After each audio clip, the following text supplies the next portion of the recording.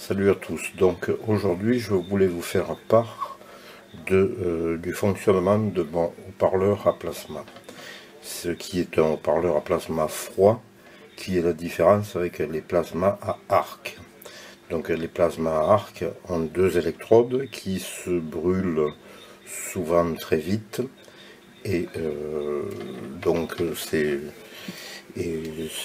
très critique là-dessus, ça chauffe beaucoup, risque d'incendie, tandis que là, on travaille par un système de Corona, donc c'est-à-dire il se produit autour du fil ici un effet Corona, il y a une enveloppe ionisante, donc cette enveloppe est chargée par l'alimentation THT fourni par un transfo élévateur en redressement, et après la plaque ici va être modulée par un tube triode qui peut fonctionner avec de très haute tension, qui est souvent une régulatrice.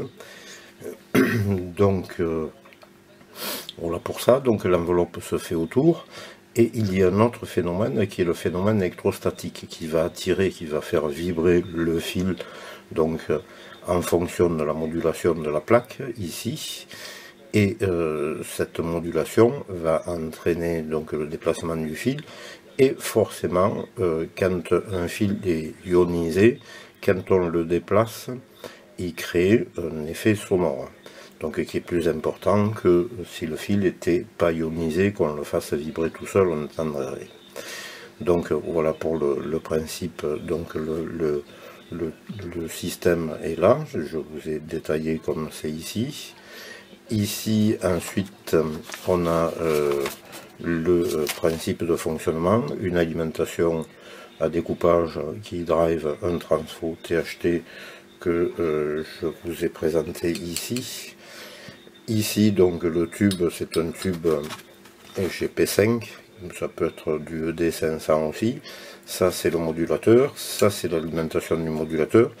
Et ici, on a le système d'alimentation à découpage pour driver le transfo avec des transistors MOS.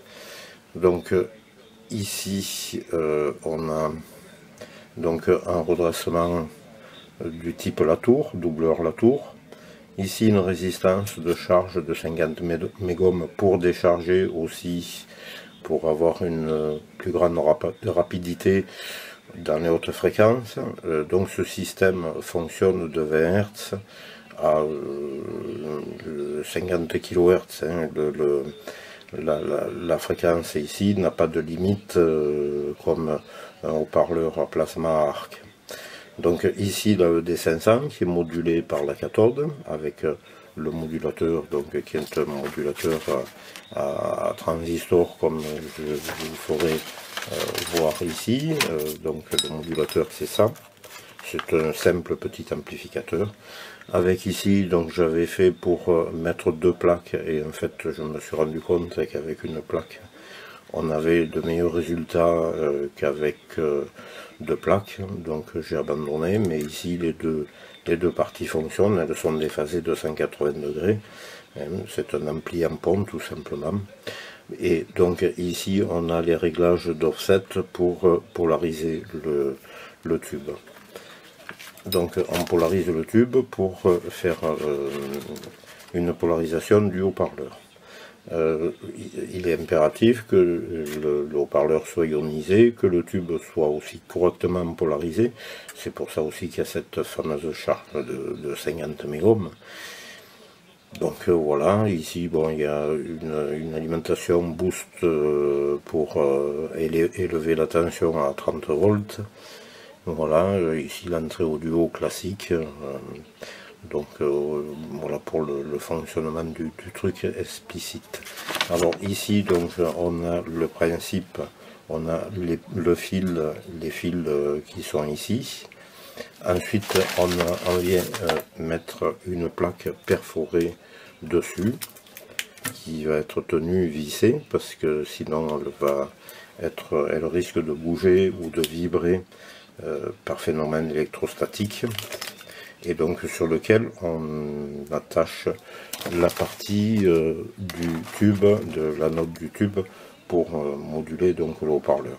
Voilà donc pour le principe de fonctionnement. Ça sera la première partie. On verra la deuxième partie une prochaine fois. Donc on revient sur le principe ici. On a la même chose, comme vous pouvez voir ici, les fils, c'est un seul fil qui fait en fait le déplacement sur ici, c'est fixe, c'est troué, donc le fil traverse et passe d'un endroit à l'autre et après remonte et jusqu'en haut. Donc c'est le seul fil unique qui fait tout ça, qui fait le tour du haut-parleur, qui fait le tour ici du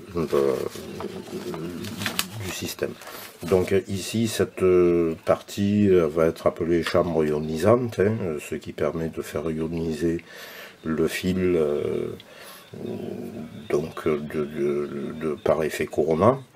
Et voilà, donc le principe est tout simple. Donc c'est un phénomène qui est électrostatique et donc par arrachement des électrons par la plaque. Donc ici on fait vibrer ce fil, et ce fil est chargé donc d'une enveloppe ionisante par effet Corona. Donc le fil, en se déplaçant, fait comme quand il y a un éclair dans l'air qui déchire l'air. Donc là c'est pareil, le fait de faire vibrer le fil chargé de sa partie ionisante, donc ça crée un son qui peut, comme je vous ai dit, être d'une largeur de bande assez importante. Donc contrairement à ce que avait fait l'inventeur de ce système, qui était Jean-Claude Fourière, donc lui avait deux plaques et un transfo de modulation pour moduler les deux plaques. Et donc ce qui était relié à la partie négative, moi j'ai opté pour cette solution là parce que lui il lui fallait 100 watts pour driver une plaque comme ça, tandis que là avec quoi, avec un demi-watt on arrive largement à driver ce système là. Donc plus on mettra de cellules et plus on aura une pression acoustique élevée. Mais il faut savoir que plus on met des cellules et plus on consomme. Parce que ici, bon, c'est pas négligeable, hein, c'est des microampères, mais multiplié par le nombre, enfin multiplié par la tension, ça fait vite des watts.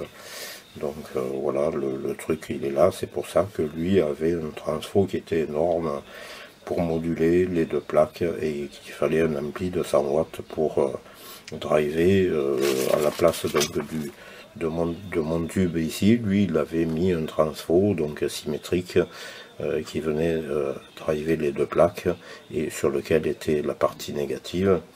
Et donc pour élever la tension de modulation, parce que les variations étaient de l'ordre de 10 kV, donc plus ou moins 10 kV, pour moduler plus ou moins 10 kV à partir d'un transfo élévateur, mais ça fait des watts. Donc là, contrairement à ce que lui il a fait, moi j'ai juste modifié, mis un tube pour driver cette plaque ou ces deux plaques s'il y en a qui veulent faire l'essai. Voilà, donc ça se fera cette première partie vidéo. La prochaine partie, je vous ferai voir le fonctionnement et donc le fonctionnement réel et une écoute de l'audio, et on pourra faire des mesures, mais je n'ai pas de micro de mesure pour faire la bande passante du système, mais je vous garantis que ce système descend bien à 20 Hz, ça c'est sûr et sans problème. Donc on ne pourrait pas l'entendre avec le micro de la caméra, ça serait pas possible. Voilà, bon, mais je vous dis à la prochaine vidéo sur ce sujet, et voilà, soyez vigilants avec cette merde de coronavirus. Allez, à la prochaine.